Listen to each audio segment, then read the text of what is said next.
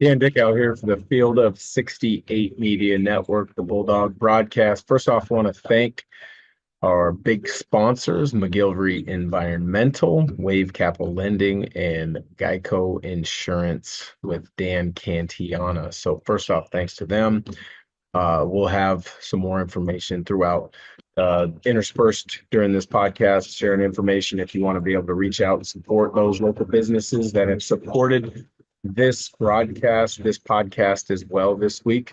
Got another one on deck to support next week, and look forward to sharing a little bit about a real estate company in town that wants to support the Bulldog broadcast. If you've got interest, reach out to myself through social media. Would be love to be able to share the spotlight of you and your company. So didn't record earlier in this week just because I wanted to get through that Santa Clara game where I thought Gonzaga was really good down the stretch in the second half.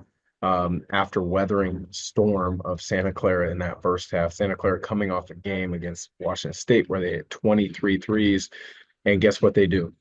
They hit their first 8 against Gonzaga down at the Levy Center on Tuesday.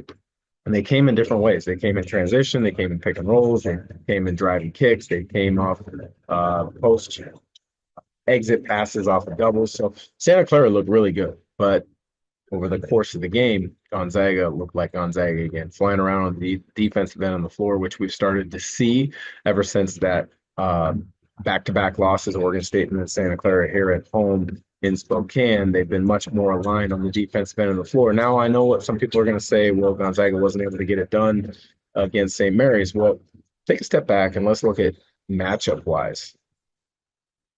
St. Mary's is built in a way that really gives Gonzaga difficulties, and that's because of the pace that they play at. That's because of the size they play with, and in particular, the last game of Wessels and Saxon together, but also because of the physicality that they play. Gonzaga is a physical team, but they want to get in a free-flowing game where they're one of the fastest tempo teams in the country, as opposed to St. Mary's that just wants to slow it down time and time again. I mean, St. Mary's is bottom 10 in the country as far as tempo. They really want to control it, play deep into the clock. And then on the flip side, they make you play deep into the clock on your own offensive possession. So take out those two games. Ever since then, I think Gonzaga's defense has been great. And even for stretches in those two games against St. Mary's, Gonzaga's defense has been great. I thought that zone in the first matchup was great. The second one, St. Mary's was much more prepared for it. And then Mikey Lewis comes in and bangs in 5 threes off the bench. So that's just something that's hard to prepare for and expect. But looking at the Santa Clara game, again, you got good production from a number of guys that we've talked about throughout the year. EK, Nemhart.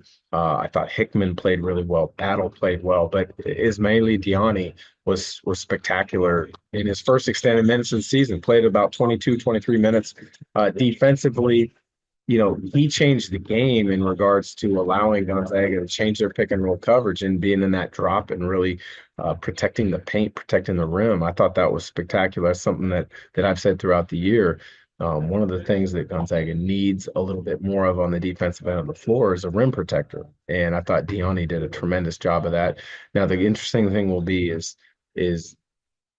did that game earn him some more minutes? And if so, do you take those away from Huff? Because Huff clearly struggled against Santa Clara, scoreless. I think he had 3 fouls in about 3.5, 4 minutes in the first half. So that's why Diani came in for a long stretch in that second after EK picked up his fourth. And instead of going back to Huff, Coach Q went with Diani, and he responded, played really well. I think offensively, he showed the ability as a screen setter. He is such a big target rolling to the rim that if he doesn't get the ball, he's a target. And now the help side has to acknowledge that. And maybe they tag the roller a little bit longer, and that frees up open shots. If they don't tag the roller and they full commit, now you got a lot of times a small pinching down on that. And so you can throw it up top. And we saw it at least 1 or 2 occasions where with his size and his length, you just throw it over the top and he's able to catch, and whether it's finish or collapse the defense, then kick it out or put foul pressure on. Those were important things to see. So it'll be interesting to see if he's earned himself a chance to play more than spot minutes. I think when you look at the moving forward, and the reason didn't want to record an episode until previewing the Santa Clara or the San Francisco game is this is an enormous game. St. Mary's is clearly wrapped up the 1 seed, obviously after beating Gonzaga here at home. That was not in doubt. They're the 1 seed. Now, Gonzaga needed to win on Tuesday against Santa Clara to set up a matchup with San Francisco at home after they beat Oregon State on the road Wednesday. So this is essentially a game for the 2 seed, which is enormous because it gets you the big buys all the way to the semifinals of the West Coast Conference tournament. The other thing, by Gonzaga winning and then setting up this game, and had they gone lose-lose or lose-win, depending on the point differential of the second one, they might have been in a position where they were the 4 seed. And with that, you would then have to play St. Mary's in the semifinals. And we all know that wouldn't be a fun kind of sitting on pins and needles, looking at what your net is, looking at what the bracketologists have you pegged at going into that semifinal night. But now you're locked in as for sure a 3. If you win against San Francisco, you're the 2 seed. And when you look at San Francisco again, both teams sit at 13-4 in league. So this is clearly for the 2 seed in the WCC tournament.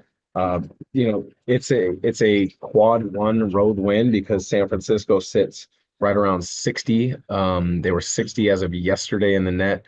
So give or take 1 or 2, there's not a lot of fluctuation right now after no activity, no teams playing in the WCC tonight. But they're sitting at 60 in the net. San Francisco now is on the bubble. A couple bracketologists have them as first 4 out. A few have them as the next 4 out. So very important game for San Francisco if they can win this one at home. It's considered a home game, but essentially it is a neutral site game in my eyes because instead of playing at War Memorial on the hilltop at San Francisco's campus, it's at the Chase Center. They did this a year ago.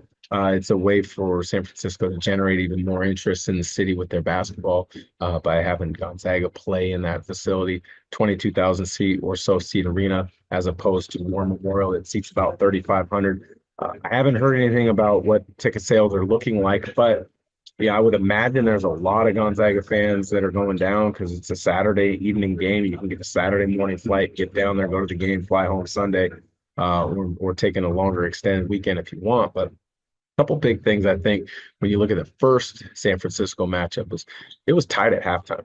And then the last possession of the first half, Marcus Williams did not have a good possession for USF. Took an early shot, ended up taking all potential momentum away from the Dons going into halftime and shifting it to Gonzaga, where then Gonzaga played really well in that second half. They ended up winning 77-68, I believe is what it was. 88-77. EK had 3 players had double-doubles for Gonzaga that night. EK with 18-13. Nemhart, 18 points, 13 assists. Ajayi was really good that night, 12 points, 10 rebounds. Huff had 12. Greg had 12. But we talk about that second half. Gonzaga shot 59% from the field in the second half. And that's against what I think is a good defensive team, San Francisco. I don't think they're great, but they're a really good defensive team. They take you away from their strengths. Ryan Beasley has been playing really well the second half of West Coast Conference play. And, he has, with his quickness and his, kind of competitiveness, he has the ability to take some guards out of things. And he did that against St. Mary's in their home win earlier this year with Marciulionis in the second half. Thank you to our presenting sponsors. If you have interest in joining the Bulldog Broadcast, the Field of 68 Media Network, for being a sponsor, don't hesitate to reach out to me, Dan Dickau at hotmail.com. Presenting sponsor, McGillivray Environmental can handle any of your construction needs, specializing in new construction, repairs, residential and commercial asphalt paving, excavation, environmental remediation, and hazardous waste. Reach out to Kip McGillivray at McGillivray Environmental today at 208-556-6384 for your free estimate. the world's leading immersive basketball training experience that combines in-person skill development with digital gamification and virtual competition. At Shoot 360, you will train with our coaches, measure your skills with our proprietary technology, and track your progress on the Shoot 360 mobile app. Shoot 360 Spokane. Unlock your game. Looking for a reliable local insurance agency that cares about you? Look no further than Dan Can Insurance Agency. They are local, committed to providing personalized coverage for home, auto, and life insurance. No more guessing. Their 8 friendly agents take the time to understand your needs and give you the best rates around. Call Dan Can Insurance today at 509-328-1422 or visit them at dancanspokane.com, because at Dan Can Insurance Agency, your family, not just a policy. Also, Dan Can has been an agent of mine for years. I highly recommend him and his valuable team. Are you interested in investing in Pacific Northwest real estate? Are you an accredited investor, private investor, or want to be a private investor? Look up my friend Dan Can's website, investwithdancan.com. I've known Dan for over a decade, and he is honest, hardworking, truthful, and will do a great job in helping you navigate the world of real estate lending and investing. Check him out today, investwithdancan.com. When he buys into the defensive end of the floor, he can make life difficult. But he played well in Spokane with 16 points. Malik Thomas was really good with 23. So I think, for Gonzaga moving forward into this game, you got to limit Beasley's opportunities because he comes in off the bench and he's looking to score and then create an even faster pace for the Dons, as opposed to what their starting group is. But he comes in off the bench looking to score. So you want to limit him early. Malik Thomas is had San Francisco, maybe beat Gonzaga the first time, or maybe if they by chance had swept St. Mary's instead of splitting with them, there might be talking Malik Thomas as being in contention for player of the year. He leads the conference in scoring. He's really good at all 3 levels. He puts foul pressure on you. He gets to the free throw line. He's a good 3-point shooter. He can also, one dribble pull up, get into the paint. If nothing's there, he's a willing passer. So he's a really good player. He's also got the size on that wing position where if you shut off his dribble penetration, he's patient enough. He understands the game well enough where he'll terminate his dribble into a back down post up opportunity. So Gonzaga's got to be aware of when he does that.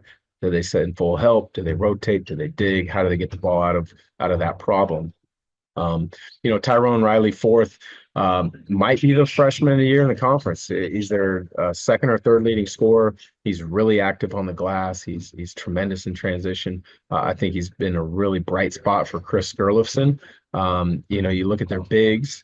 They've kind of been impacted in that area because Nudo Newberry's was their 4. He's been out since about the 11th, 12th game of the year, and he provided a lot of physicality, a lot of toughness for them. Wasn't a big-time scorer, but you had to game plan for him. And he was great on the glass. He was a really good rebounder. And he was a defensive player that understood the challenge because he was a 4-year college guy. And so with him being out, San Francisco's kind of had to reshuffle some things and figure things out.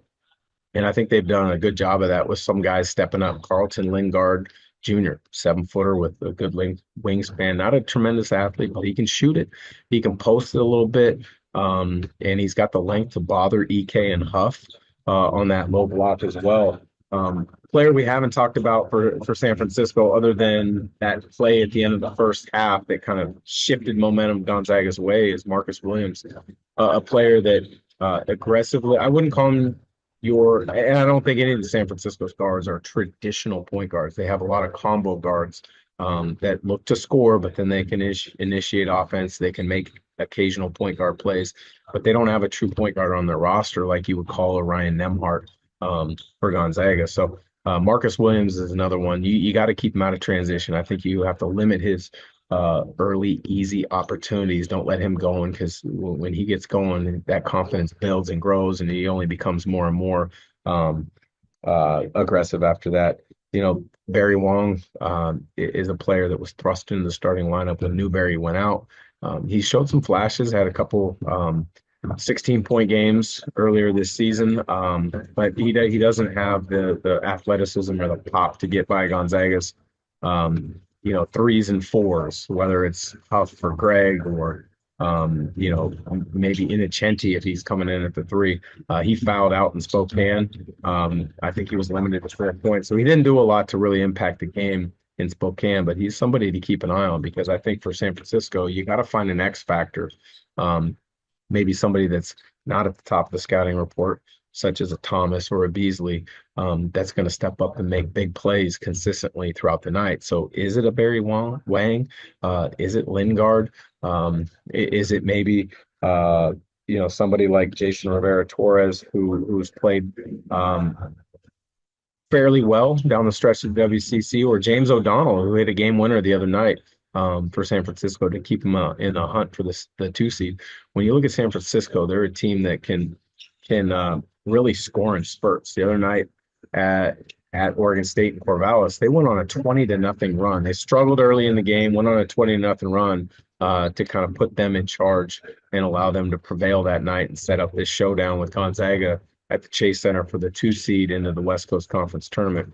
But all in all, I think Gonzaga, a couple key things are you got to dominate the glass, and that goes without saying. I think Gonzaga's been solid in that regard this year, but they haven't been as good as they have been in years past. I think you also have to shoot well from the 3-point line, and that's been an inconsistency of Gonzaga throughout the year. You look at Nolan Hickman shooting around 46% from 3 on the season. At home, he's right around 50, but it's neutral site and away games.